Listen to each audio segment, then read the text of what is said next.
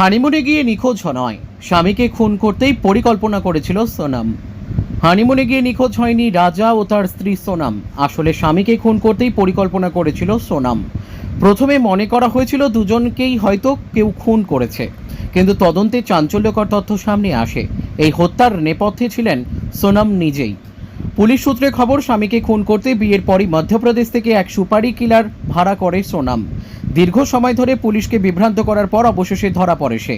উত্তরপ্রদেশের গাজীপুরে আত্মগোপন করেছিল সোনাম, পরে নিজেই পুলিশের কাছে গিয়ে আত্মসমর্পণ করে। পুলিশি জেরায় উঠে এসেছে, সোনামের প্রেমিক রাজ কুশওয়াহার সঙ্গে মিলে সে পরিকল্পনা করেছিল এই খুনের। হানিমুনের সময় স্বামীকে হত্যা করে খাদে দেহ ফেলে দেওয়ার পরামর্শও দিয়েছিল প্রেমিক।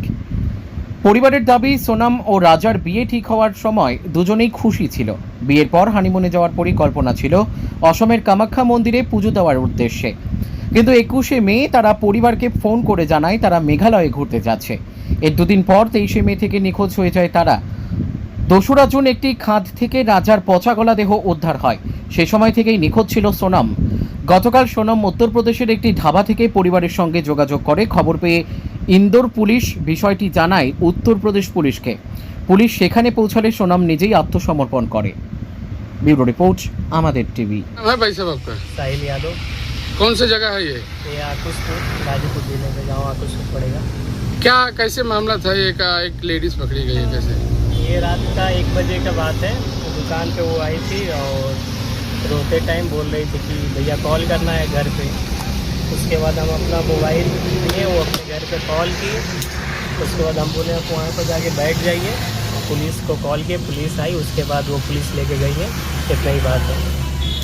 और ये केस मध्य प्रदेश का जो सोनम और राजा रघुवंशी का वो वाला था अपहरण।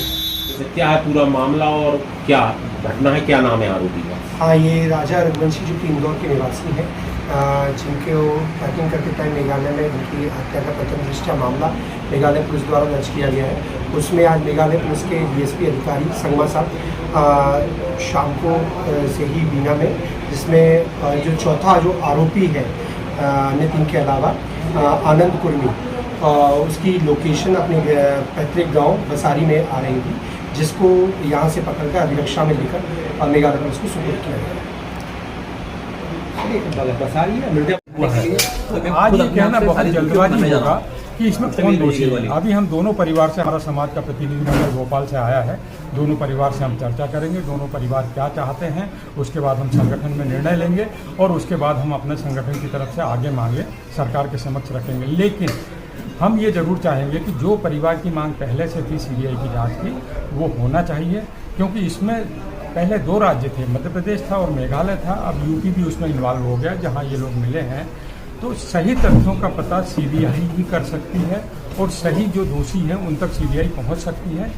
तो उसकी जांच हो जाए, उसके बाद ही कुछ कहा जा सकता है और परिवार जो चाहेगा उस हिसाब से समाज का संगठन आगे बढ़ेगा।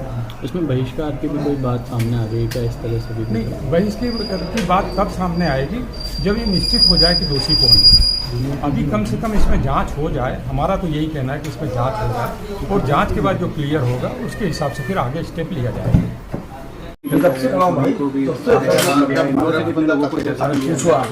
देखिए, अभी 3 लोगों को हिरासत में लिया गया है इंदौर से, जिसमें कि एक राज कुशवाहा है और दूसरा आपका ये विशाल चौहान है और तीसरा आकाश राजपूत है। ये 3 लोगों को संदिग्ध को हिरासत में लिया गया है और वहाँ पर कल रात में सूचना मिली थी कि यूपी के जो गाजीपुर डिस्ट्रिक्ट है वहाँ के नंदबाग पुलिस थाने के द्वारा सोनम रघुवंशी को रिकवर कर लिया गया है। अभी फिलहाल शिलोंग पुलिस वहाँ पहुंच रही है और चूंकि शिलोंग पुलिस ने यहाँ संपर्क किया था, ऑलरेडी लगातार कोऑर्डिनेशन में थे। राजेश त्रिपाठी सर भी लगातार डीसीपी क्राइम ब्रांच सर लगातार इस पूरे केस को देख रहे थे। उनके द्वारा ही लगातार क्राइम ब्रांच की टीम बनाई जाकर शिलोंग पुलिस के साथ कोऑर्डिनेशन से तीनों आरोपियों को फिलहाल हिरासत में लिया गया है। अब 3 सस्पेक्टेड है अभी। अब शिलोंग पुलिस इसमें पूछताछ कर रही है। जो सोहरा पुलिस है, जो सोहरा पुलिस पूछताछ कर रही है, उनके अपराध क्रमांक 7/25 में संदिग्ध संदेही के रूप में इनके द्वारा इनको हिरासत में लिया गया है। अब जो भी इन्वेस्टिगेशन में आएगा उसके आधार पर वैधानिक कार्रवाई की जाएगी, मीडिया को पृथक से अवगत कराया जाएगा। अभी आनंद एक सस्पेक्टेड और है जो कि अभी हिरासत में नहीं है। इसमें लगातार जो इंदौर पुलिस कमिश्नरेट, लगातार क्राइम ब्रांच और शिलोंग पुलिस लगातार कोऑर्डिनेशन में काम कर रही है। जल्दी उसको भी हिरासत में लिया जाएगा। कितने दिन से शिलोंग पुलिस इंदौर में थी और कैसे क्या पूरी ये लगातार 2 दिनों से शिलोंग पुलिस यहाँ पर इंदौर में हो लगातार काम कर रही है। कहाँ से आरोपियों को उठाया? देखिए, इंदौर में 2 आरोपियों को इंदौर से हिरासत में लिया गया और 1 आरोपी को इंदौर के पास से हिरासत में लिया गया, जो कि 3 सस्पेक्टेड है अभी फिलहाल।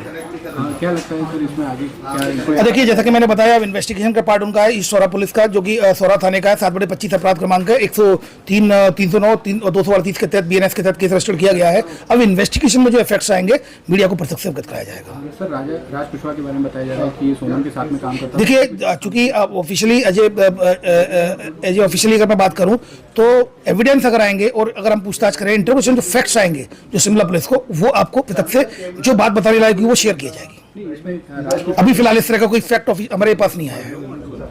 क्या ये कहाँ के हैं सर तीनों आरोपी? तीनों नंदबाग या इंदौर के ही हैं।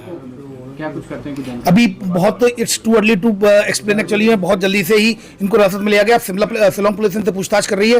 पूछताछ में जैसा भी आएगा इसमें निश्चित रूप से मीडिया को प्रत्यक्ष से बताया जाएगा क्या कारण होता है। आरोपी है ये उनको शिलांग इनको हिरासत में भी लिया गया है। शिलोंग पुलिस इसमें लगातार उनसे पूछताछ कर रही है। यहाँ से ले जाएंगे सर शिलांग? डेफिनेटली आगे जो भी लीगल जो एक्शन वो लेंगे मैं प्रत्यक्ष से मैं अवगत कराऊंगा।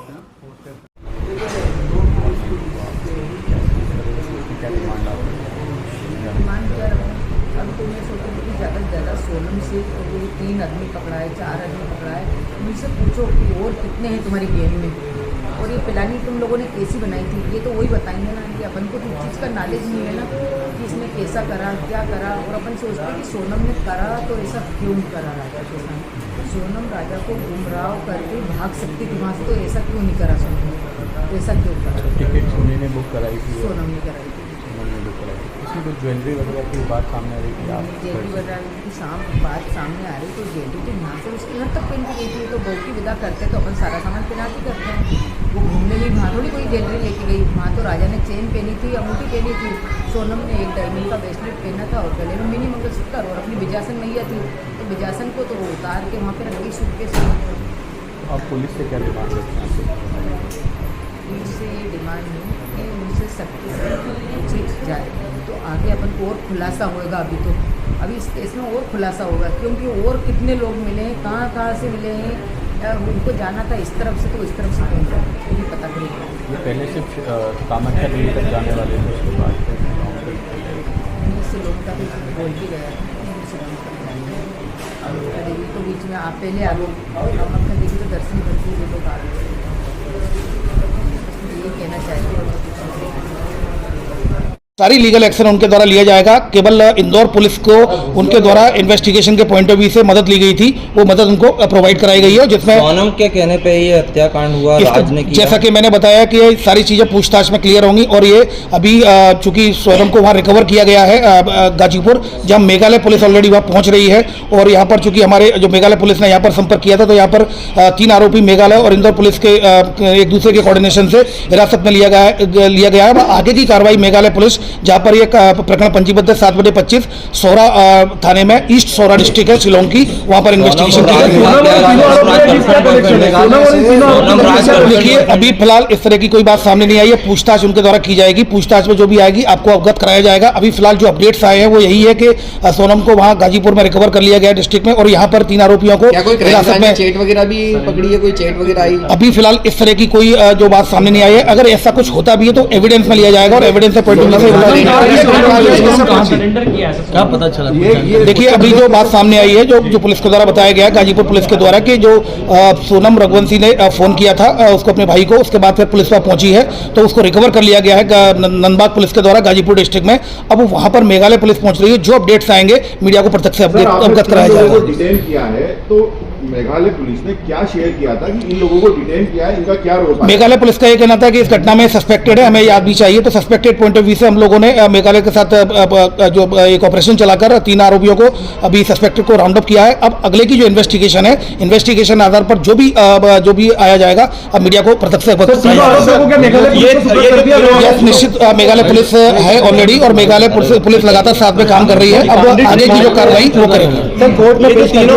अभी कोर्ट में आरोपी को पेश नहीं किया गया है। अभी मेघालय पुलिस पूछताछ करने के बाद आगे की लीगल कार्रवाई मेघालय पुलिस करेगी।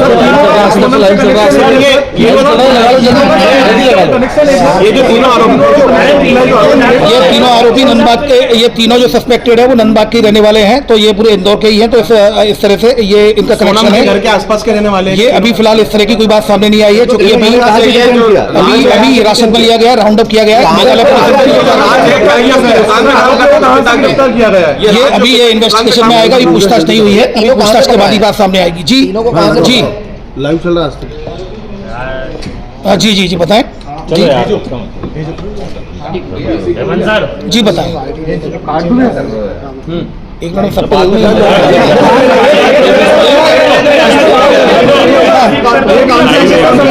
ठीक है, हाँ बताइए।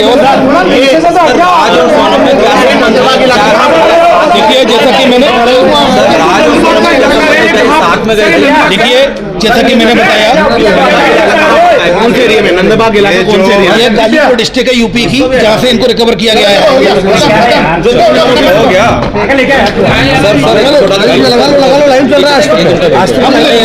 मैं बता रही हूँ आपके साथ।